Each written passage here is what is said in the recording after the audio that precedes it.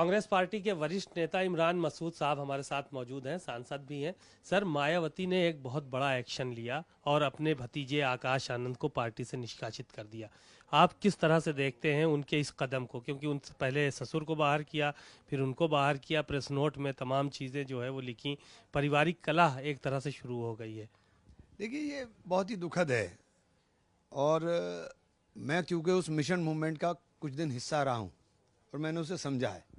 जब बाबा साहब ने मिशन मूवमेंट शुरू किया, जिसको काशीराम जी ने चलाने का काम किया और बहन जी ने निश्चित रूप से उसके अंदर बहुत बड़ा योगदान दिया, वो मिशन मूवमेंट दम तोड़ रहा है। उसी की एक कड़ी आकाश आनंद भी है। मुझे आकाश के अंदर बड़ी संभावनाएं नजर आती थी। दुर्भाग्य कि उनका मुझे नहीं पता इंटरनल क्या मामला है, लेकिन ये दुखद है। एक सवाल ये था कि आप अभी कह रहे थे कि माया बहन जी को कांग्रेस का हाथ थाम लेना चाहिए, ये बात क्यों कह रहे हैं आप? देखिए, जब बहन जी अगर ये कह रही हैं कि एक धर्म विशेष के लोगों को टारगेट किया जा रहा है, एक धर्म विशेष के लोगों के लिए नए नए कानून लाए जा रहे हैं, तो फिर बहन जी को समझना पड़ेगा कि देश के अंदर चाहे दलित हो या मुस्लिम, वो तो एक धर्म कह रही है, मैं सीधा मुसलमान कह रहा हूँ। हमारे लिए सब कायदे कानून जो बदले जा रहे हैं, फिर आपको दलितों के दूसरे नंबर पर दलित आ रहा है, आदिवासी आ रहा है, बैकवर्ड आ रहा है। तो हम लोगों को इकट्ठा होकर के राहुल गांधी की उस मुहिम को संभालना चाहिए, उस मुहिम के साथ चलना चाहिए। साथ चलेंगे तो ये सारी चीज़ें रास्ते आसान होंगे। आप अलग अलग चलते रहेंगे तो नुकसान होगा। आपकी पार्टी कहाँ चली गई? आप दूसरे पे, हमारे पे जब भी निशाना साधेंगे, हम पर निशाना साधेंगे। हम पे क्यों निशाना साध रहे भाई? हम तो आप ही के बचाने की बात कर रहे हैं। तो क्या कोई बातचीत आप चलाएंगे क्या मायावती जी से? अगर बातचीत कोई करेगा तो बिल्कुल चलाएंगे, क्यों नहीं चलाएंगे भाई। फिर क्या होगा अखिलेश जी के साथ जो आपका गठबंधन है, इंडिया गठबंधन, वो भी रहेंगे? वो तो सीधे तौर पर इस बात को कहते हैं कि आपने भी उस दिन कहा कि अब जो है वो 70 और उसका फार्मूला नहीं चलेगा, 17 का और 80 का फार्मूला नहीं चलेगा। कह रहा हूँ मैं इससे पीछे नहीं हट रहा हूँ। ये 80 और 17 का फार्मूला नहीं चल सकता। क्षेत्रीय दल अगर चाहेंगे कि राष्ट्रीय दल को खत्म कर देंगे तो ये मुमकिन नहीं है। कांग्रेस राष्ट्रीय पार्टी है। देश के अंदर राहुल गांधी इस बात की गारंटी है कि जो इस विचारधारा के साथ लड़ सकता है, कहीं कंप्रोमाइज नहीं करेंगे।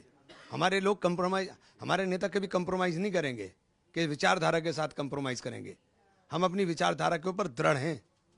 ये जो 403 सीटों पर चुनाव होंगे 27 में, उसमें 70 सीटों की बात आ रही है। अभी से नेता कह रहे हैं कि भाई 70-75 जो लेना हो ले ले आप लोग। तो हमें कोई भीख मांग रहे हैं? हम नहीं भीख मांग रहे हैं। ये किसी को गलत फहमी हो कि हम भीख मांग रहे हैं। हम भीख नहीं मांग रहे हैं। हम भीख नहीं मांग रहे हैं।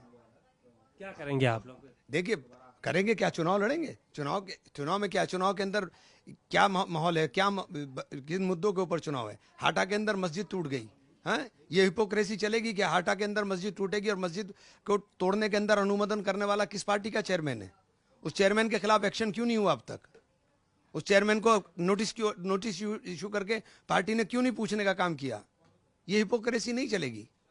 अबू आसिम आजमी का बयान आज आपने सुना होगा। औरंगजेब को लेकर उन्होंने बयान दिया, अब उनके ऊपर देशद्रोह का मुकदमा दर्ज कराने की मांग हो रही है, शिंदे वगैरह कर रहा है। नहीं तो उन्होंने इतिहास नहीं पढ़ा क्या?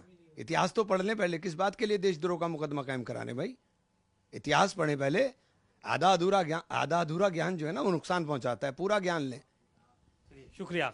आपने इमरान साहब को सुना, बहुत सारी बातें उन्होंने कही और कहा कि आधा अधूरा ज्ञान बीजेपी के और उनके सहयोगी दलों को नहीं रखना चाहिए। कैमरामैन मेहदी हसन के साथ सीमा नकवी, भारत समाचार, लखनऊ।